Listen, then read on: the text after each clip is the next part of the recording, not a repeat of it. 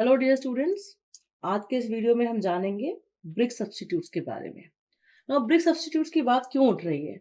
इसलिए क्योंकि जब भी आपको बर्न्ड क्ले ब्रिक्स बनानी है तो आपको बहुत सारा क्ले जो है इकट्ठा करना पड़ेगा। जहाँ कंस्ट्रक्शन साइट है उसके आसपास या जहाँ आप ईंट का भट्टा लगा रहे हैं वहां पर। तो ऐसे में आप क्या करें, दो तरह से वहां पे प्रॉब्लम हो रहा है। पहला ये कि आपको एक अच्छी क्वालिटी का क्ले उस जगह मिले या नहीं मिले ये फिक्स नहीं है।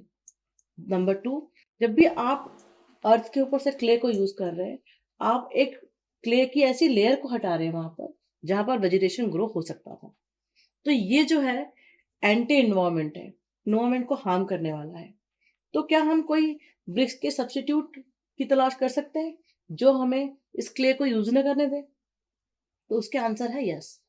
उसके लिए आप जा सकते हैं फ्लाई एज ब्रिक्स के लिए, उसके लिए जा सकते हैं सैंड लाइम ब्रिक के लिए जिसको हम कैल्शियम सिलिकेट ब्रिक्स भी बोलते हैं, या सीमेंट और कंक्रीट के ब्लॉक्स हम बना सकते हैं जिनको हम as a building block construction में यूज कर सकते हैं। और ऐसा करने में हम इंडस्ट्रियल वेस्ट को भी रीयूटिलाइज कर सकते हैं। तो देखते हैं इन ब्रिक्स के बारे में एक एक करके। पहला है फ्लाई एज ब्रिक्स। और फ्लाई एज ब्रिक्स जो है फ्लाई एज से बनता है।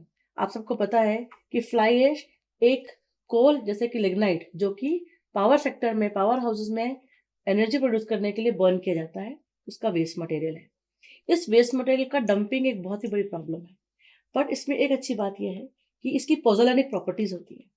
तो इसकी पोजोलैनिक प्रॉपर्टीज होने के कारण हम इनको सैंड की सीमेंट की तरह यूज कर सकते हैं। पोजोलैनिक प्रॉपर्टीज वो प्रॉपर्टीज होती है जो सिमिलर टू सीमेंट हो, लेकिन इनका रिएक्शन टाइम ज्यादा होता है, सीमेंट बहुत जल्दी हार्ड हो जाती है। तो क्या करते हैं, हम इनको थोड़ा सा लाइम और सीमेंट के साथ में मिला के इनका ब्रिक्स मोल्ड करते हैं।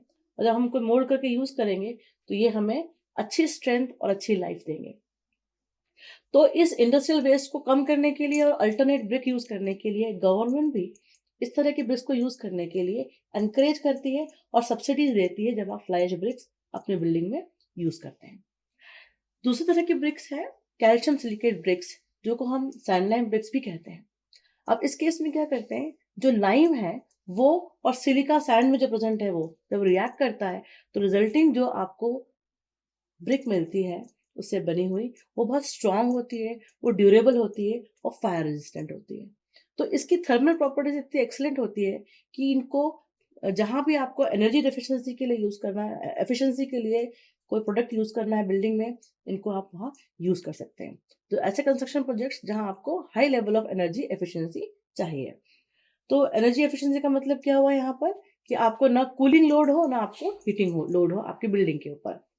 तो ऐसे करने के लिए इन ब्रिक्स को हम कहते हैं सैंड लाइम ब्रिक्स। और ये बहुत पॉपुलर है यूरोपियन कंट्रीज में, ऑस्ट्रेलिया में और अफ्रीकन कंट्रीज में। इसमें इसको यूज करते हैं ब्रिक को ऑर्नामेंटल फंक्शंस के लिए, डेकोरेशन के लिए बिल्डिंग के बाहर। क्योंकि इसमें जिसको जब बना रहे होते हैं तब इसमें आप कोई कलरिंग पिगमेंट अगर ऐड कर दें तो आपको डिफरेंट शेड्स ऑफ ब्रिक्स मिलेंगे और इससे आपकी बिल्डिंग का बहुत ही अच्छा लुक नजर आएगा। तो अब इसमें एक प्रॉब्लम है कि इनका हाई एनर्जी कॉस्ट रहता है इनको बनाने में। क्यों हाई एनर्जी कॉस्ट रहता है? क्योंकि इनको आपको ऑटोक्लेव करना पड़ता है, जलाना पड़ता है, बेकिंग सॉर्ट ऑफ वर्क करना पड़ता है इनको, और तब जाके ये पकते हैं और ये ब्रिक का फॉर्म लेते हैं। तो ये जो है स्पेशली जिसके लिए चेम्बर्स बनाए जाते हैं वहां पर आपको हाई प्रेशर की स्टीम देनी पड़ती है और इनको ऑटोक्लेव करना होता है। तो इस तरह के जो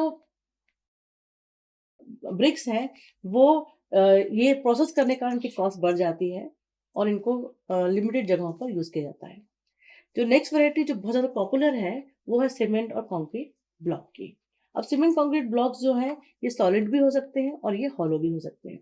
इनको बनाने के लिए आप कंक्रीट यूज कर सकते हैं, जैसे that is Portland cement use करेंगे, एग्रीगेट यूज करेंगे, फाइन एग्रीगेट या फिर फाइन ग्रेवल यूज करेंगे।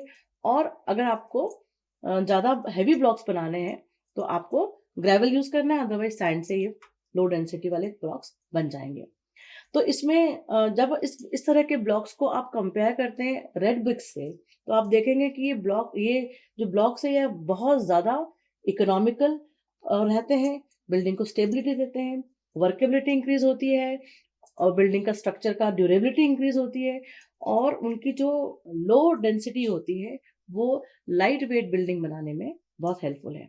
आज के ज़माने में मल्टी स्टोरी बिल्डिंग्स बनती है और मल्टी स्टोरी बिल्डिंग बनाने में आप चाहते हो कि डेड लोड उतना ही कम हो, तो ब्रिक्स का लोड, ब्रिक्स की जगह यूज़ करने वाले जो मटेरियल है, वो ब्रिक को अगर आप इस मोल्ड को देखोगे तो वो लेस अमाउंट ऑफ वेट में more amount of space cover करते हैं। अगर आप देखें तो इनके साइजेस भी थोड़ा-सा ब्रिक के कंपैरिजन में बड़े होते हैं, तो आपकी वॉल जो है फास्टर बन जाती है और जो कि यूजुअली ब्रिक के केस में थोड़ा-सा स्पीड उसमें लिमिटेशन रहता है। अच्छा, इसमें अलग-अलग जैसे कहा कि अलग-अलग चीज़ें यूज़ कर सकते हैं। इनको अगर आपने हॉलो यूज़ किया, तो जैसा कि आपको पिक्चर में देख पा रहे हैं आप कि यहाँ पे हॉलो है। अब इस हॉलो में आप कंक्रीट को भर दीजिए या मोर्टार को भर दीजिए, तो ये ब्रिक्स को जोड़ने का काम करेंगे। कई-कई जगहों पे वॉल्स में आपको रिइंफोर्समेंट भी करना है, तो यहाँ पर जो हॉलो पोर्शन है वहाँ पे रिइंफोर्समेंट बार मूव करती है, साथ में मोर्टार फिलिंग कर देंगे, तो वो आपका एक अच्छा मटेरियल बन जाएगा, जो कि हेवी लोड लेने के लिए वॉल आपकी रेडी हो जाएगी। इनको बनाने के लिए आप फ्लाई ऐश के एग्रीगेट्स भी यूज़ कर सकते हैं।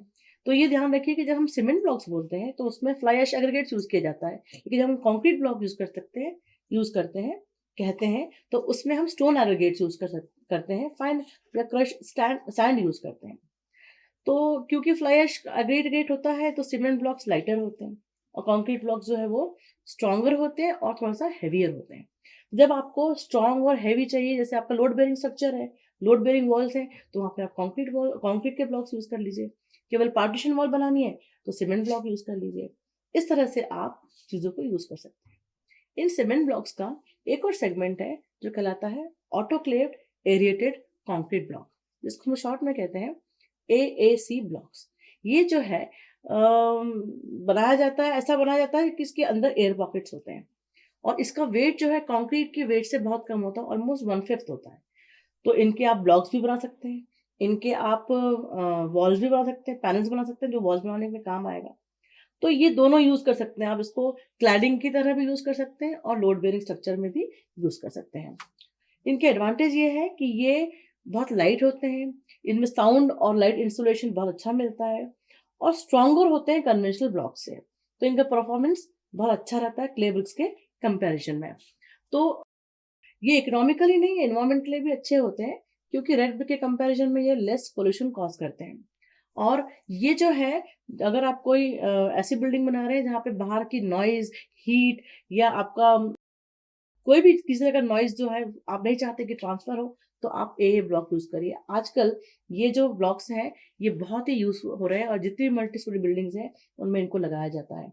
और इसकी जो थर्मल प्रॉपर्टीज़ हैं, वो भी अच्छी है, इंसुलेटर की तरह वर्क करता है। तो समर्स में इनसाइड कूल रखता है और विंटर्स में इनसाइड वार्म रखता है। तो इसलिए इनको एक बहुत बड़ा ग्रीन ऑप्शन की तरह देखा जाता है when it is compared to red bricks या क्ले ब्रिक्स। तो एनवायरमेंटली फ्रेंडली होने से और थोड़ा सुपीरियर मटेरियल जैसे कंक्रीट से बना है, तो सीमेंट से बना हुआ है, तो ये जो है बाकी जो मटेरियल्स हैं उससे थोड़ा-सा यूनिक प्रॉपर्टी रखता है और सुपीरियर रहता है। अगर हम कंपेयर करें रेड ब्रिक से, तो ये 1/3 इसका वेट रिड्यूस कर देता है। तो ये जो प्रॉपर्टीज़ है इसकी, इंसुलेशन की, फायर रेजिस्टेंट की और थर्मल इंसुलेशन की, ये बहुत हेल्प करता है इसको ग्रो करने में और इसका सुपीरियर बनाने में। और इसका आजकल का यूज़ जो है दिनों-दिन बढ़ता जा रहा है। क्योंकि इसका साइज़ बड़ा होता है, लाइट वेट होता है, इसको ईज़िली, इनको आपको पानी में डुबाना नहीं पड़ता है, तो आपको ईज़िली जो कंस्ट्रक्शन स्पीड जो है इसमें बहुत बढ़ जाती है। तो जो कॉस्ट ऑफ कंस्ट्रक्शन है वो रिड्यूस हो जाता है, जो अनवांटेड वेस्टेज होते हैं वो रिड्यूस हो जाते हैं साइट पर, तो वेस्ट मैनेजमेंट भी हमारा कंट्रोल हो जाता है। तो देखिए, आपने इस पूरे वीडियो में जाना ऐसे ब्रिक्स के बारे में, ब्रिक सब्स्टिट्यूट्स के बारे में, जहाँ पर आप क्ले को यूज़ किए बिना जब बनाएँगे ब्रिक्स, तो वो बिल्डिंग में या कंस्ट्रक्शन में यूज़ होंगे और किस तरह से एडवांटेजेस देंगे। Thank you.